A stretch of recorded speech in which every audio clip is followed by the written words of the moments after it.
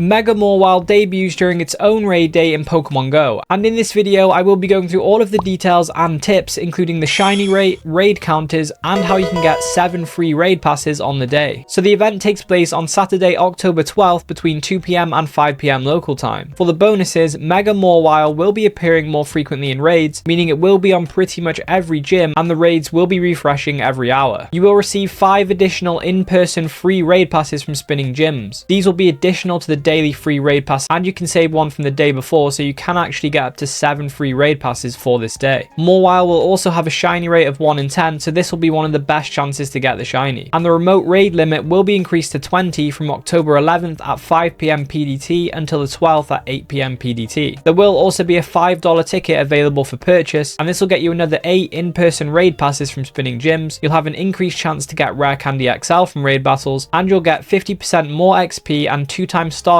from raid battles. These bonuses will be active on September 12th between 2 PM and 10 PM. But is this ticket actually worth purchasing? To be honest, this ticket isn't that bad of a deal, especially if you know you're going to be out raiding and doing more than 6 or 7 raid passes in person. The extra 8 in-person raid passes, the Rare Candy XL, XP and Stardust bonuses are generally going to be worth the $5. It is worth noting though that you may find better raid pass value in bundles in the in-game shop, and the green premium battle passes that you can get from these bundles do have more value than the orange passes that you get from this ticket, because you can use them in Go Battle League as well as raids, and they don't expire either. So that is something to bear in mind when you're thinking about purchasing this ticket. And whilst the extra 8 orange in-person raid passes you get from the ticket will expire, they won't expire until 10 PM, whereas the others that you get for free on the raid day will expire when the event ends at 5 PM. This means that you could use the extra raid passes from the ticket to raid Pokemon in person after the Mega Mawile raids end at 5 PM. But what other Pokemon will be available in raids? So after the Mega Mawile raids end at 5 PM, you will be able to raid Zamazenta in 5-star raids, Mega Blaziken in Mega raids, and Shadow Entei in 5-star Shadow raids. I will be going through how useful these raid Pokemon are and Mega Mawile later on in the video, but first, what are the best counters for Mega Mawile? So Mega Mawile will have a raid CP of 29,333, and the 100% IVs for Mawile will be 934 and 1167 boosted in snowy and cloudy weather. Mega Mawile is a steel and fairy type, and therefore it is weak to ground and fire type attacks only. The best Mega and Primal counters will be Groudon, Charizard Y, Blaziken,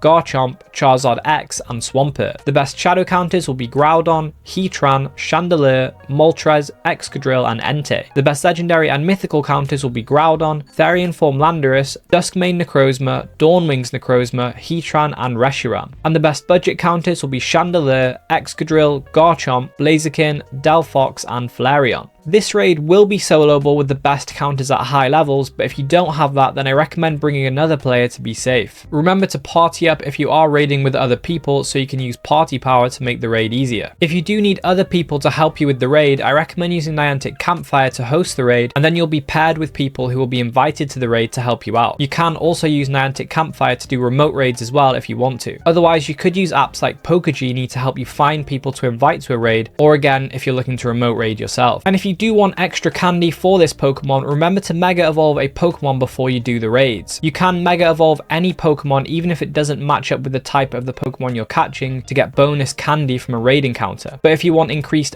XL candy chance, then you need to Mega Evolve a Steel or a Fairy type to match Mawile's type. So you can Mega Evolve Pokemon like Steelix, Scizor, Aggron, Lucario, Gardevoir, Diancie, Altaria, or Mawile itself. And remember that Mega Evolving a Pokemon that is at the max Mega level will get you more candy, Candy XL, and XP per catch, so worth doing this if you can. But how good is Mega Mawile in Pokemon Go? Is it actually worth raiding? Unfortunately, both Mega Mawile and Mawile itself don't have any meta relevance as raid attackers or in Go Battle League, but there are a few reasons why you should play this raid day. Mawile does have a perma boosted shiny rate of 1 in 64 normally, but it is quite a rare Pokemon to encounter in general, and with the shiny rates being 1 in 10 for this event, it is the best chance to get this shiny. And whilst Mega Mawile doesn't have a lot of meta relevance, it does have a very unique typing of Steel and Fairy, which will be useful when providing a candy boost for events that feature both Steel and Fairy type Pokemon at the same time. It also has a lot of resistances due to its typing, and in particular it is heavily resistant to Dragon type attacks, so it could be used as a support Pokemon in raids against Dragon types, where it can provide a boost to Fairy type Pokemon. However, if you do have have access to Mega Gardevoir, that would be a better use for this. It is also going to be soloable for a lot of people, or duoable if not, and you will get free raid passes for the day, so it is a good opportunity to do a load of these raids to get XP, Stardust, and other rewards like Rare Candy and TMs. And if you do buy the ticket, you will have an increased chance to get Rare Candy XL from raids, and this is probably one of the most valuable resources in the game at the moment, because you can use it on any Pokemon to get XL Candy for it. And it most likely will only require one raid for you to Mega Evolve it for the Mega Dex, because it is the counterpart to Sableye, so it will likely require the same amount of Mega Energy to Mega Evolve for the first time as Sableye does, which is 100. And if you decide you aren't going to raid Mega Mawile much, then you could use the raid passes you get from the $5 ticket on other raids after 5 PM, and you could use the increased remote raid limit to raid other Pokemon as well. But which of the other raid Pokemon available are worth raiding? Well, Zamazenta will be available in 5-star raids, and it hasn't been available for a while in Pokemon Go, and it will be able to be shiny, so it is worth raiding to shiny hunt it, but it is also the 7th best fighting type raid attacker, and it's ranked 72 in the Master League, so it could be an option there. Also, any candy you get from Zamazenta will be able to use when the crowned form of it releases in the future, which will likely have more meta relevance than the hero form. Mega Blaziken will be available in Mega Raids, and well worth raiding if you haven't Mega Evolved one before, because it is the 2nd best fire type attacker and the 5th best fighting type attacker. And once you have Mega Evolved one for the first time, you can then walk any of your Torchic, Combusken, or Blaziken to get more Mega Energy for it instead of raiding. And Shadow Entei will be available in 5-star Shadow Raids, and it is the 7th best fire type raid attacker, so a decent option to raid. It is, however, in person only, so you won't be able to use remote raid passes on it. However, with more people out for raid day, it could be possible to link up with some other trainers to do the raid, and it is doable with 2 trainers. And with that said, if you did enjoy this video, then I recommend checking out these videos on the screen now, and I'll catch you in the next one.